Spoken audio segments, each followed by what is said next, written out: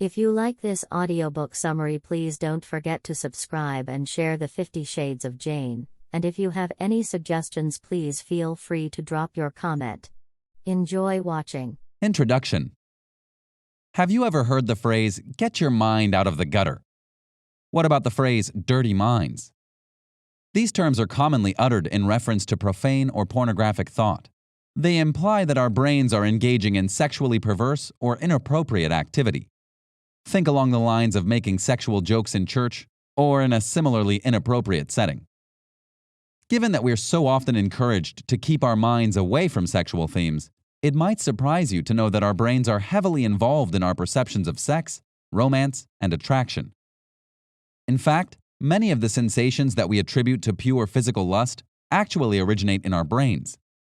So over the course of this summary, we'll explore just how dirty our minds are and how our brains influence our sex lives. Chapter 1. Attraction activates our happy hormones. If you've ever had a crush on someone, then you're familiar with that giddy feeling you get every time you're around them. You know what it's like to get obsessed with silly, simple details, like the fact that you ran into each other at the same coffee shop, that you both like pineapple on pizza, or that your birthdays fall on the same date. When you like someone romantically, you can convince yourself that these details add up to fate, and therefore mean that you're meant to be together. And you probably also know that those thoughts aren't even on the same planet as your rational brain. Because once that swoony phase is over, all of a sudden your crush is just a normal person. And then those all-important details are just coincidences that don't mean much at all. But have you ever wondered how that happens? What triggers that gushy lovesick phase? And what makes it go away? Both of these sensations are actually dependent upon the release, or absence of, certain chemicals in your brain. When you develop a crush on someone and find them physically or emotionally attractive, your brain produces a happy hormone called dopamine. You can think of dopamine as your reward hormone. It's produced whenever we experience something rewarding, and it motivates us to pursue the activity that will produce increased bursts of the hormone. It also gives you a spurt of energy that encourages you to chase after the reward. In the case of physical attraction, that reward is often represented by winning the affection of another person or by pursuing a relationship with that person. So whenever we have a positive physical or emotional interaction with the object of our desire, that interaction triggers a surge of dopamine. Our brains then soak up the happy reward hormones and conclude that we need to repeat these actions if we want to experience that sensation again. The author observes that we can therefore conclude that dopamine plays a prominent role in conditioning our behavior because happy hormones motivate us to seek the same reward. And although dopamine can be triggered by pleasurable sexual experiences, this chemical doesn't necessarily characterize human sexual behavior. However, human sexual behavior is undeniably influenced by neurological cues. Scientists just don't know how exactly it works yet. For example, if you're a woman who likes to go out clubbing and wear revealing clothing, there's nothing wrong with that. But you probably aren't aware of the hormonal response that might be influencing your behavior. After all, if you're going out to have a good time, you're primarily interested in hanging out with your friends, meeting someone cute, and enjoying some tasty drinks. You probably didn't stop to think, am I ovulating tonight? Is the fact that I'm ovulating making me feel more sexual? Am I being driven by a biological urge to procreate? It's a pretty safe bet that no one asks themselves those questions while getting ready for a night of clubbing. And yet, that might be truer than you know. The research of social psychologist Christina Durante indicates that the female ovulation cycle influences the decision to engage in more sexually adventurous or promiscuous behavior, even if a woman isn't consciously aware of doing so. In fact, when Durante compared and contrasted women who were ovulating with women who weren't, she found that women who were ovulating were twice as likely to go out clubbing and wear deliberately revealing clothing. Even when this was normal behavior for all the women being studied, she found that their desire to engage in these activities was markedly higher when they were ovulating. And as soon as their ovulation cycles were finished, these feelings and behaviors dropped down to more average levels. They also spiked again as soon as the next ovulation cycle occurred. So from this study, we can conclude that sex hormones have a direct impact on our brain function and some of the choices that we make. Chapter 2.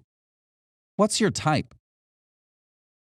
My brother likes to date blonde, slim girls who dress in a specific style. In fact, his last 3 girlfriends could have been mistaken for carbon copies of each other.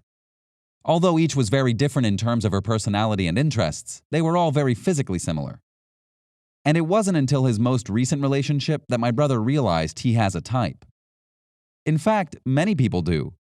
Sometimes we're conscious of it, and sometimes we're not.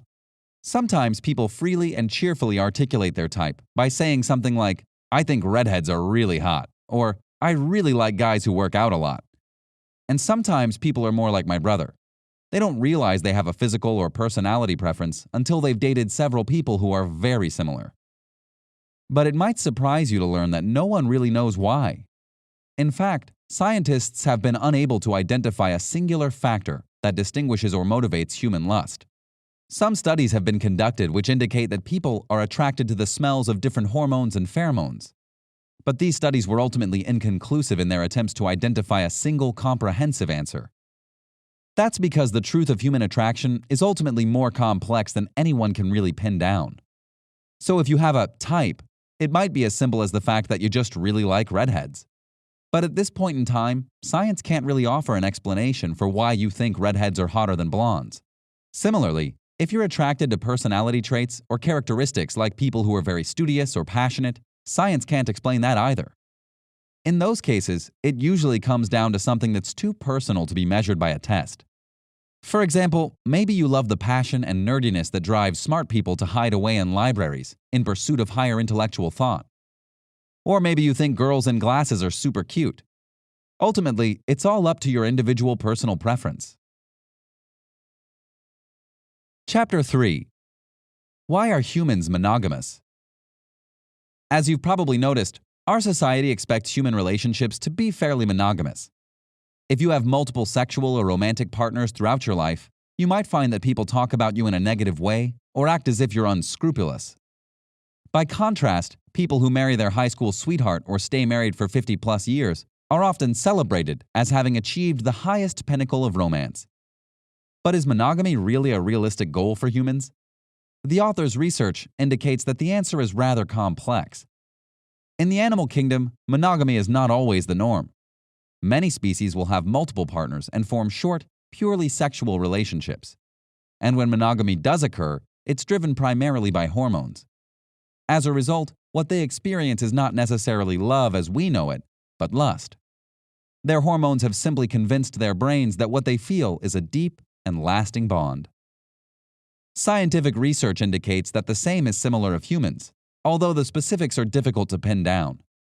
As we saw in the previous chapters, our perception of love and sexual attraction is heavily influenced by surges of dopamine.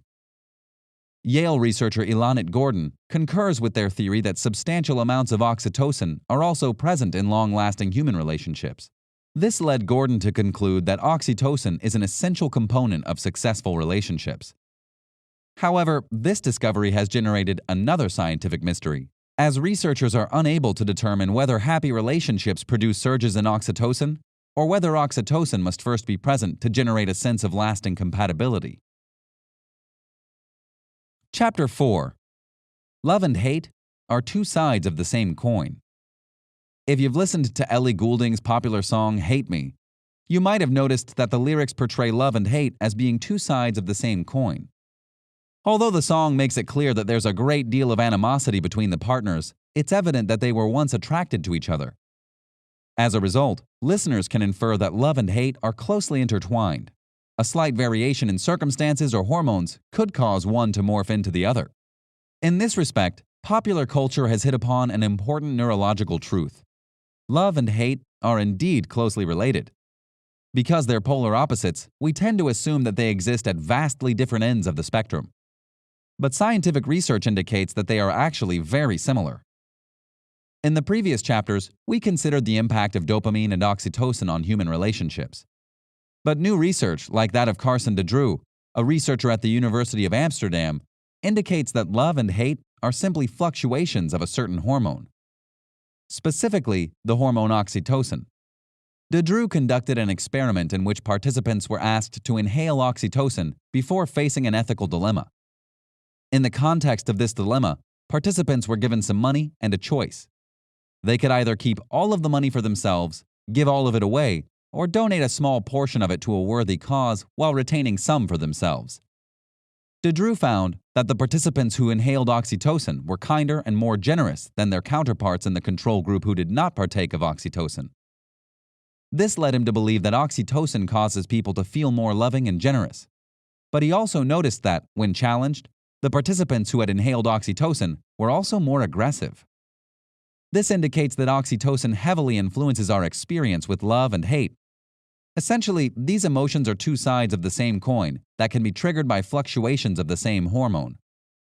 From this study, we can conclude that our emotional experiences may not be as independent or as personal as we think. Rather than being governed by our deep-seated feelings, they're more likely to be influenced by surges of oxytocin in response to certain stimuli. Final summary. When we think about love and sex, we often assume that our feelings are our own.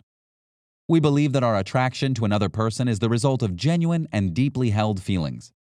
But we often fail to consider the roles our brains and hormones play in our relationship with attraction.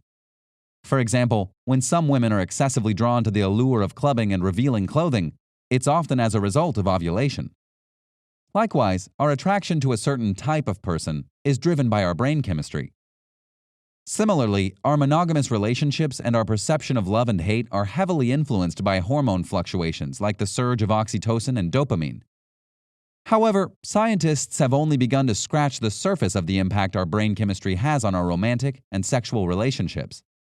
Existing research has only laid the groundwork for new questions that remain to be answered by the neurologists and scientists of the future. This has been a summary of Dirty Minds by Kayt Sukel. Thank you for your valuable time in watching. If you like my video, please subscribe and click notification bell for you to be updated of my new posts. And please follow me in other social media platforms listed below. Have a blessed day ahead of you.